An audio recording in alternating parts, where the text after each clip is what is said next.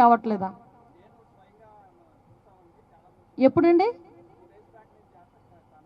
ఒకసారి మా వాళ్ళ టెక్నికల్ టీం పెట్టి నేను ఒకసారి చెక్ చేయిస్తానండి. ఎట్టి పరిస్థితుల్లో జరగకుండా ఉండదు.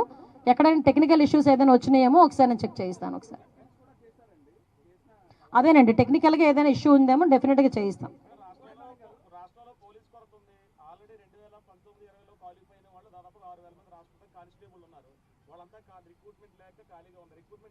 అంటే క్వాలిఫికేషన్ 2019లో జగన్మోహన్ రెడ్డి గారు చేశారా క్వాలిఫికేషన్? వాళ్ళకి 2019 నుంచి 2024 వరకు ఒక్క రిక్రూట్మెంట్ అయినా జరిగిందా?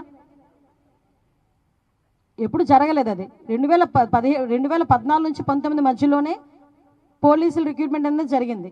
తర్వాత 5 సంవత్సరాలు ఎక్కడ కూడా జరగలేదు.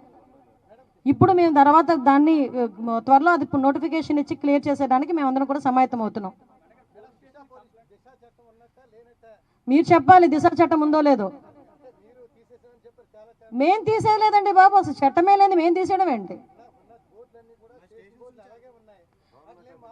బోర్డులు మార్చేస్తా ఉంటాం. దిశ పోలీస్ స్టేషన్ అంటే ఇప్పుడు జగన్మోహన్ రెడ్డి గవర్నమెంట్ అనుకోండి, రాగానే ఎక్కడ పసుపు కనిపించిందంటే నీలం వేస్తుంది. రాగానే ముందు వాళ్ళ బొమ్మలు తీసి వాళ్ళ బొమ్మలు పెట్టుకుంటారు. అదే సర్వేరాల మీద బొమ్మలు పెట్టుకున్నట్టుగా. మేము ప్రజాధనాన్ని వృధా చేయడానికి కాదు, స్లోగా అన్నీ చేస్తాం. దిశ పోలీస్ స్టేషన్స్ కూడా మార్పు చేసి మహిళా పోలీస్ స్టేషన్స్ ఇంతకు ముందు ఎలా ఉండేదో మహిళా పోలీస్ స్టేషన్ కింద కన్వర్ట్ అవుతుంది. మేము ఆ రోజు చెప్తున్నాం, ఈ రోజు చెప్తున్నాం. దిశ చట్టం అని చెప్పి ఒక పెద్ద డ్రామా నడిపాడు 5 సంవత్సరాలు జగన్మోహన్ రెడ్డి. డ్రామా నడిపాడు, నిజంగా చెప్పాలంటే డ్రామా నడిపాడు. ఈ రోజుకి కూడా చాలామంది ఏమంటారంటే నా దగ్గరికి వచ్చి దిశ స్టేషన్లో కేసు పెట్టామండి అంటారు. అది యాక్చువల్గా మహిళా పోలీస్ స్టేషన్. ఆ దిశ చట్టమే లేనప్పుడు దిశ పోలీస్ స్టేషన్ ఎందుకు, దిశ పోలీసులు ఎందుకు? దానికి మళ్ళీ సపరేట్ ప్యాటర్న్. మహిళా పోలీస్ స్టేషన్లేనండి ఇంతకుముందు, మేము మార్చేది కొత్తగా లేదు. మహిళా పోలీస్ స్టేషన్లు ఇంతకు ముందు కూడా అదే మహిళా పోలీస్ స్టేషన్లు కొనసాగిస్తాం. బోర్డులు ఇమీడియట్గా ఏర్పాటు చేస్తామండి.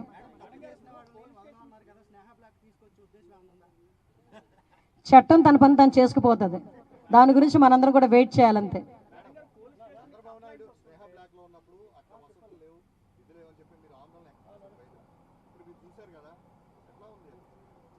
నిజంగా 53 రోజులు అలాంటి బ్లాక్లో ఆయన ఉన్నారంటేనే అదే ఎమోషనల్ అయ్యామండి. ఎందుకంటే అన్ని సంవత్సరాలు ముఖ్యమంత్రి చేసి ఒక విజన్ ఉన్న నాయకుడు, ప్రపంచంలోనే గుర్తింపు పొందిన నాయకుడు, అటువంటి నాయకుడిని ఏ తప్పు చేయకుండా అబాండాలేసి 53 రోజులు ఆయన్ని ఇంతకు చెప్పాలంటే ఒక మానసికంగా కృంగదీసేటట్టుగా వాళ్ళు ప్రవర్తించిన తీరు నిజంగా ఏదంటారు కదా, వస్తుంది మాకు ఒక రోజు వస్తుంది. ఏంటండి? ఎందుకండి ఊరుకోండి.